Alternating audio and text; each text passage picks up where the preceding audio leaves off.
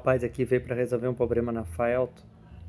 Então, pagamento errado é o que eu fiz para você entender como que faz para ser mais fácil. Olha aqui. Ó, a nossa conversa. Tá aqui, ele botou oi. E aparece minha mensagem. Tudo bem, sou o Fábio Ribeiro, faço parte da Faelton 16. Você conhece a empresa, que é a minha mensagem. Faelton 16, Estados Unidos, Brasil. 2, quero conhecer mais a empresa Faelton 16. 3, quero trabalhar na empresa Faelton 16. Oi, amigo. Transferi para a Ediane Rodrigues Costa.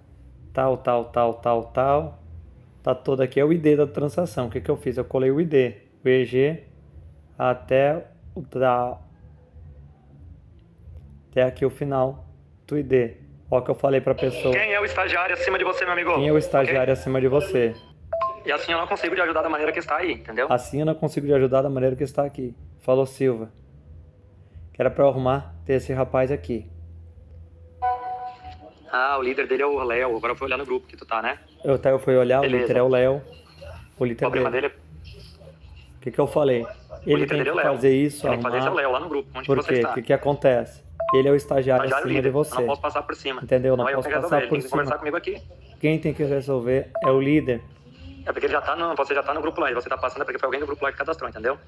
É que tem normas na empresa, eu tô meio xingão, postei no YouTube, coloquei no grupo aí por quê?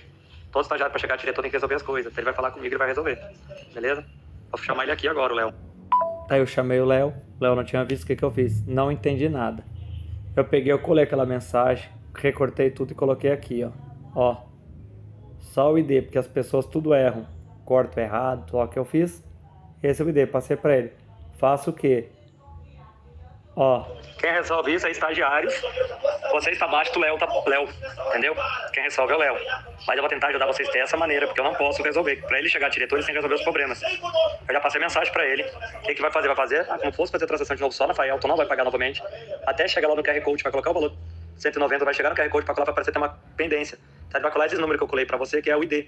E vai esperar, entendeu? Colar o ID e colocar como paguei. Onde vai aparecer um negócio pra colar o ID. Então ele espera o tempo pra ir lá com sucesso. Não der, vou ter que resolver, parece que não tá online. Mas isso aí ele tem que fazer, entendeu? Se ele quer chegar no cargo que tem os 3 mil por mês de salário. Até eu falei, que foi tão rápido, olha aí. Caiu na hora. Tão fácil fazer isso, pessoal. Tão fácil trabalhar na Faelton.